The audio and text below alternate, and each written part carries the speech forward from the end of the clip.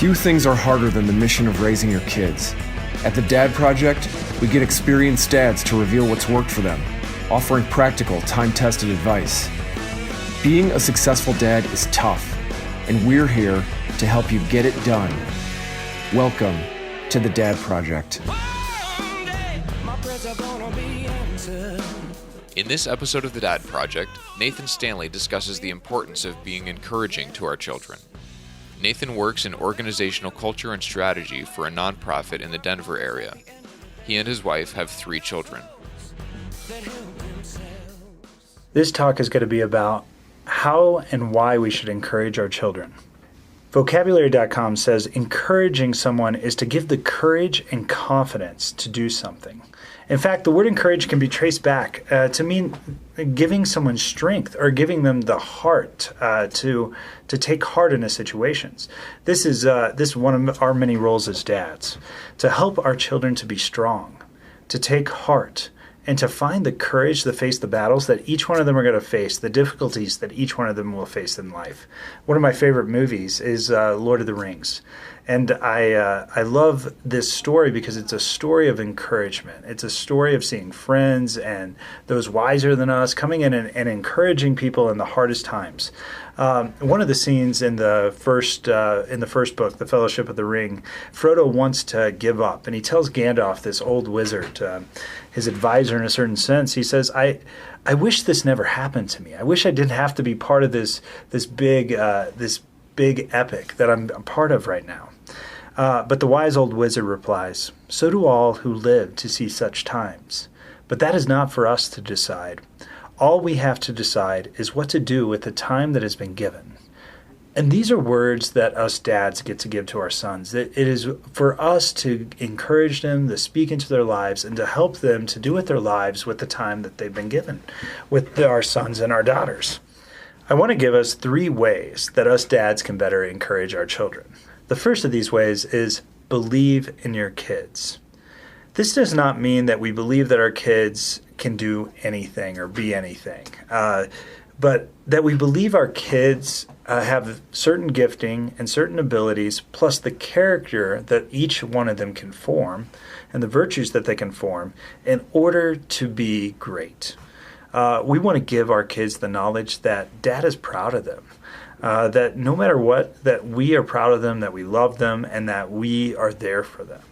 I remember playing sports as a kid, and even though I wasn't the most athletic kid on the team, my dad believed in me and was proud of me, even if I missed the block or I played the game of my life. That this consistency of that belief that Dad is proud of his kids, and that's the attitude we should have towards our kids as well. Do our kids know that they make us happy? That's one of the things that I constantly come back to with my children. Do my kids know that I am happy because of who they are? Not so much about what they do. I truly believe in them. And those are questions that all of us dads should ask. We want to have these relationships of trust with our kids. That's what we want to form over a lifetime. We can't wait for the day something difficult happens or towards their teenage years, but that we got to be building trust from a very young age. My wife and I have been watching this TV series that's on called This Is Us. The series presents a character of a dad who's a regular guy, but is always there for his children. He is a heroic dad through and through. In one episode, his daughter, who has low confidence, is caught off guard by her dad videotaping her singing. She's applying for this college to be a singer and to pursue music as a career. She's very low confidence in herself at this moment and gets very upset when she catches her dad videotaping her. But later, she watches the videotape and she catches her dad's eyes in the mirrors. And just how in love he was, how proud he was of her, how much he believed in her. She later goes back to her dad and tells him to never stop looking at her that way. Because in his gaze, she knew her true dignity. She knew how much her dad cared. This is the power of us showing our belief in our kids. The second powerful key is to be present to our kids. Recently, my 2-year-old daughter has started walking throughout the house, and when she finds something of mine, she brings it to Mom, particularly when I'm at work, and says, "Daddy, Daddy." She knows just by my very things around the house that shows her that there's something that daddy's around. When I come home at night from work, she'll sit on the bench at the kitchen table, and she'll pat her hand right next to me and to say, "Sit down, Daddy. Sit down, Daddy." And it's these simple ways of being present that can go a long way with our kids. There's ways that we can do this. We need to make eye contact. This sounds easier than it is, especially on the days of our smartphones, or maybe there's another ding or there's a work email that we didn't quite get to when we got home. Zig Ziglar once said, "You see, the basic problem is that most people, when they're working on the job, start thinking, I really ought to be spending time at home with my family. And then when they're at home with their family, they start thinking, I really ought to be out there working for my family." This is the problem that we have to face each and every day. We have to be present where we're at. When we're at home, we're all in. When we are at work, we're all in. And when we go home and our children need our presence, we're there. One of the simple tricks I use is I take the phone to my room and I put it there till a later part in the evening. I may check it later to catch up before going to bed, but when I get home, that phone is gone from my hand so that work can't find me. I'm there for my wife and for my children at that point. Another way that I do this is family dinner. Family dinner is a great way to be present to your kids. Get rid of phones, get rid of distractions. It's time to just be there as a family. Ask great questions. Ask about what was fun in their day. Ask what was hard. See if they heard any fun jokes. Have fun at dinner. Laugh. But to be truly present. We should have that fun and make this time at home a very key necessity. We dads really have the ability to set the tone in our house. There's an analogy it uses: are you a thermostat or a thermometer? When you get home, do you set the tone? Do you set the temperature in the room? Do you raise it to the level that a dad can raise it to? So be that thermostat that you can be by your presence. Another way that you could do this by your presence is speak less and listen more. If we are present with our kids, they will take to us. Listening to their passions, what they are learning, who their favorite music group is, this is really what will help you connect more with your kids. Maybe you need to spend one-on-one time with each one of your kids and just get to know what they love, what they're passionate about, and just spend time listening to them. And then we need to remember with our kids, a minute can become an hour. Dr. Meg Meeker tells a story in her book, Hero, Being the Strong Father Your Children Need, about a girl who told her that her father would spend hours talking to her at night before going to bed. When she asked the dad about this, he was surprised.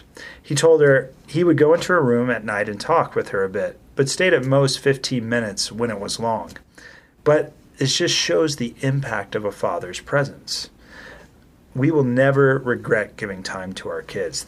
We'll never regret this kind of time. The third powerful key is using our words to encourage them. Now, while belief is foundational and our presence has to be there, we also have to speak up. We live in a time where the parenting advice is to protect our kids from everything. I have a friend of mine from Minnesota who calls this Zamboni parenting, the way the Zamboni goes out on the ice before a hockey game and smooths it all out so that our kids won't ever be impacted by anything difficult. Everything will be smooth. Everything will be perfect. Well, while it's good to protect our children, we need to remember our goal is to raise them to be adults one day. And this requires that we speak words of encouragement and give them courage in the most difficult moments. We want to take on the attitude that the author Ken Blanchard calls, we need to catch our kids doing things right. Dr. Carol Dweck wrote a book several years ago called Mindset. She determined that everyone has a tendency towards one of two mindsets, one being a fixed mindset, this is the way I am, I cannot change, or a growth mindset, I can learn from my mistakes and get better. One of the key differences is how one developed this mindset was how one was praised as a child. What she looked at was the child praised for their gifting, their skills, or ability, or were they praised for their character, their work, their effort that they put into giving the task? The group that was praised for their character, work, and effort developed a growth mindset, while the group praised for their gifting, skills, and ability developed a fixed mindset.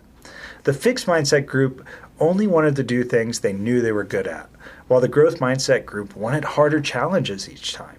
The growth mindset group was developing courage in the face of difficult moments. This is what true encouragement is all about. It's about giving that courage to our children to become the adults that they're called to be. There are many practical ways that we can praise with this growth mindset. My wife and I try to always find ways to do this. Often I'll come home from work and hear about something one of the kids learned. Instead of saying something like, "Wow, you're really smart," I try to say something instead about, "How did you learn that? Tell me about how you studied that," and really try to reinforce the work, the effort, the character that they put into learning whatever the given subject was. Or when my 4-year-old's building something new with his blocks, I praise him for his attentiveness, his creativity, his ability to think hard. This can take on many different ways, but the key is to look at the ways that we can praise our kids for their character, their effort, and their work that they put into something. This will pay a huge dividends in the long runs. And then I also want to mention something about encouraging our kids in difficult moments. As our kids get older, they will realize that life is not always easy, that life's not always fair. I remember being cut from the 9th grade basketball team. I was shattered.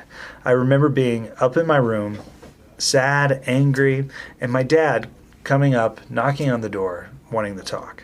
Of course, I didn't want him to come in, but he found his way into the room. He sat next to me. He looked me in the eyes, and I can't remember exactly what he said. But before you knew it, I was back down with the family, having dinner with them, and my dad gave me courage to get back up and try again and realize maybe basketball wasn't the only thing in life. And I was able to really work through this. These are the opportunities we dads have for our kids. We don't want to shy away from these moments, but really dive deeply into them. In the latest book, The Power of Moments by Chip and Dan Heath, he talks about that. They talk about speaking words of wisdom in what they call the pits. This is what us dads get to do. When our children are going through the pits or the lows of their lives, we can speak these words of wisdom, and not only that low moment they'll get through, but it will actually be a moment that they'll see foundational in becoming who they're meant to be.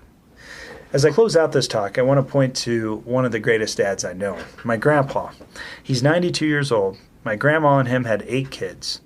There's a bunch of us grandkids and even close to 20 great-grandchildren at this point. He's a simple man, but everyone looks to him for advice and encouragement. It's not that he often says the most profound thing, but he truly believes in each person. And he knows how to be present, he knows how to listen, he knows when to add humor, and give those simple words of encouragement that help all of us see that the future is brighter. He's built a legacy on being a dad of encouragement.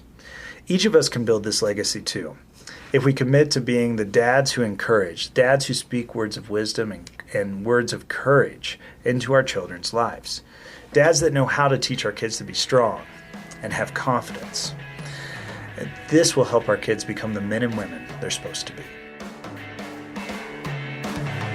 Hey, thanks for listening to The Dad Project. If this talk was valuable to you, please go to our website at dadproject.net and make a voluntary one-time or recurring donation to help support our operations. Any amount helps. Catch you next time at The Dad Project.